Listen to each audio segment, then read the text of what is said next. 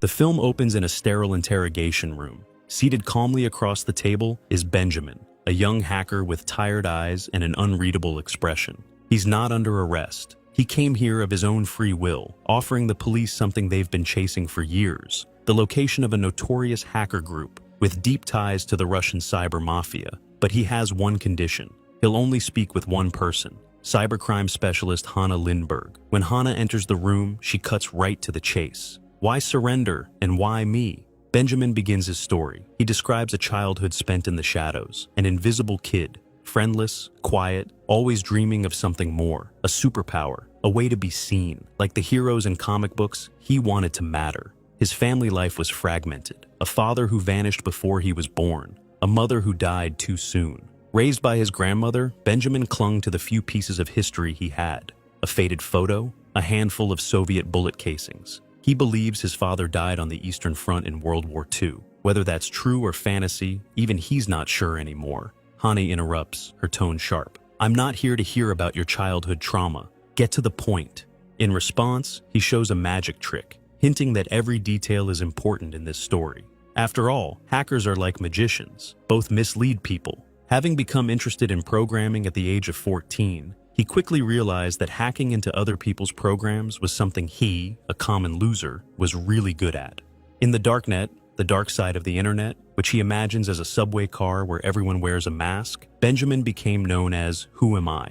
The best hacker is the mysterious Mr. X, who has published instructions on how to buy stimulant bypassing mandatory prescriptions. He also preaches 3 rules of a cool hacker. There are no systems that cannot be hacked. You can hack anything with chutzpah. You have to have fun, both online and in real life. The last point is the hardest for Benjamin to follow, especially in his relationship with Marie, a classmate he's had a crush on since high school. After a chance meeting at the institute, he decides to prove to her that he's cool by getting her exam papers. Maybe then something will happen between them: love, romance, and a happy ending.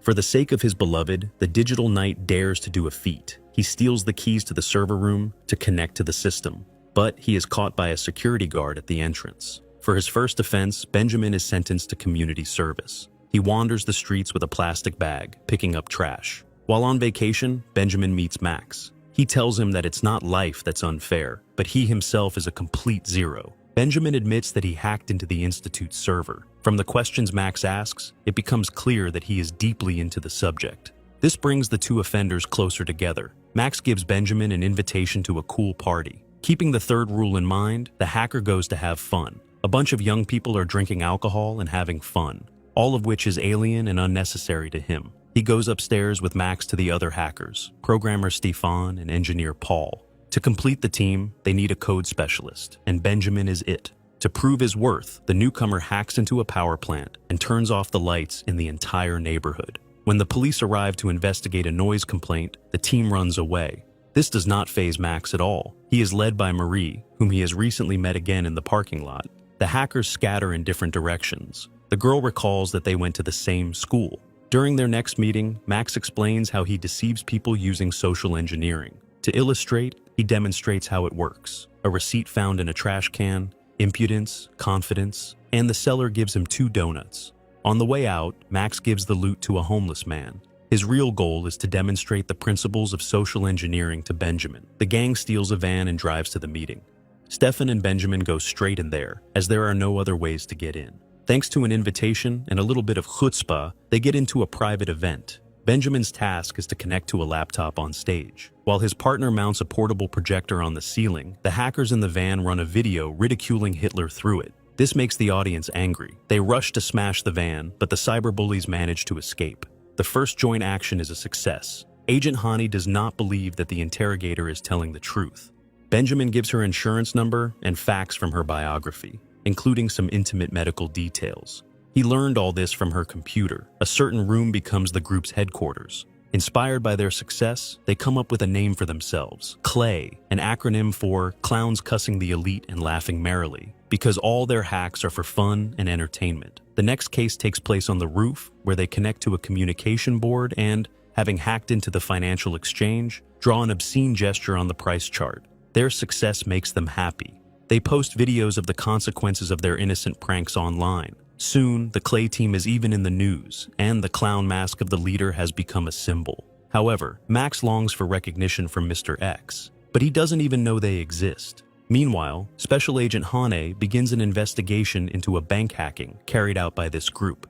According to preliminary data, they may be part of a Russian cyber mafia, the same one that will soon begin to influence the US presidential election. Mr. X gets in touch with the heroes and passes on Hane's intercepted investigation report. It says that Team Clay is a safe group that should not be considered a serious threat. As a symbol of disdain, X insinuates that their level is child's play. This deeply offends Max. They plan a grand operation that will instantly elevate the team in the eyes of the entire darknet, hacking the server of the Intelligence Directorate. This operation will be the most difficult in the team's history. Infiltrating a paper recycling facility, they find a clue in a greeting card with names and signatures. By imitating an email, the hackers launch a malicious link. The manager in charge of cleaning clicks on it and triggers the system. The Clay team creates fake passes and, disguised, enters the building as cleaning managers. The intrusion goes smoothly. Everyone performs their task.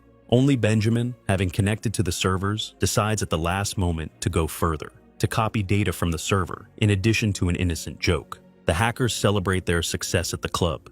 Here, Benjamin meets Marie again, but sees Max kissing her. Offended in the best of ways, he runs away. Wanting revenge, Benjamin gets in touch with the legendary hacker and gives Mr. X the stolen data. Now, he is a hero in the eyes of the phantom anonymous computer thief. Agent Hane doesn't disclose the details of the break-in. She finds postcards with a message from the Clay, a group she had previously considered safe. Later, she examines the body of a hacker from another team, who was probably shot by a Russian cyber mafia. In the morning, other clowns break into the cubicle, and an argument ensues, leading to a fight. Paul watches a report about a murder related to an intelligence hack. A printout of one of the stolen documents is found on the hacker's body. It turns out that the deceased was an informant for the federal government. At the end of the report, the announcer says that the Clay group is responsible for the data theft. All the clowns attack Benjamin because the agreement was not to take anything, just to leave a joke message.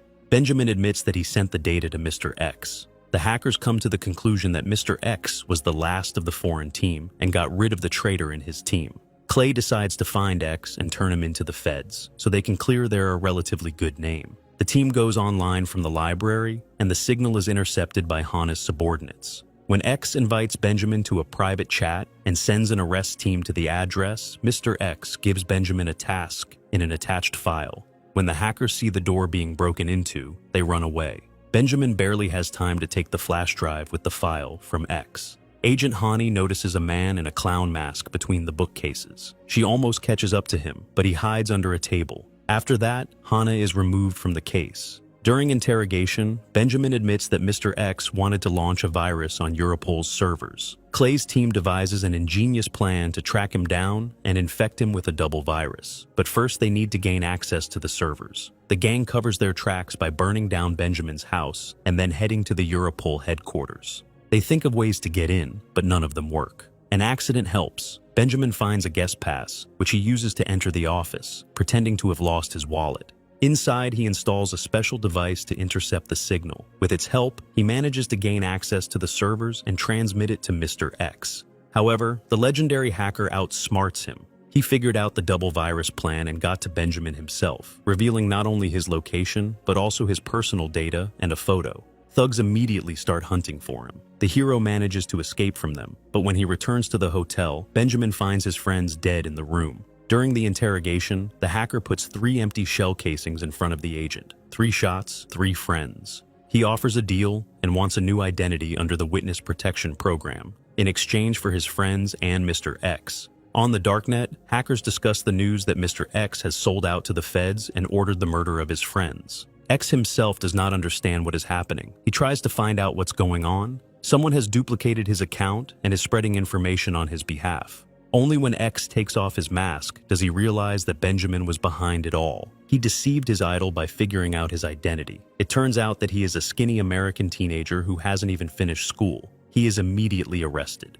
FBI agent Hane tells the hero that he will soon be free, with a new name and a new home. But while sitting in the car, she begins to doubt the veracity of his story.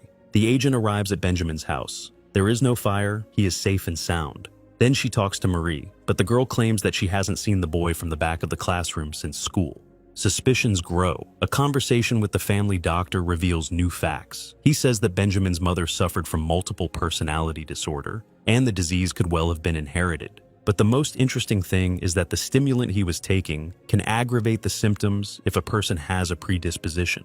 After researching the family genetics, Hani finally puts the puzzle together. She doesn't even need the forensic report anymore. She knows that the shell casing the boy found is from Soviet ammunition from World War II. She tells Benjamin that all his friends are parts of his split consciousness. Each of them has traits that he possessed or wanted to possess, and he alone is responsible for all the hacking. The witness's mental instability makes it impossible to include him in the protection program. Hana takes the guy to court. Benjamin apologizes for hacking into her computer. Then she decides to give him a chance to save himself. He can hack into the Europol server, change his identity and all the data. Then she lets him go with one last question. What's the secret of the trick? Benjamin answers, everyone sees what they want to see.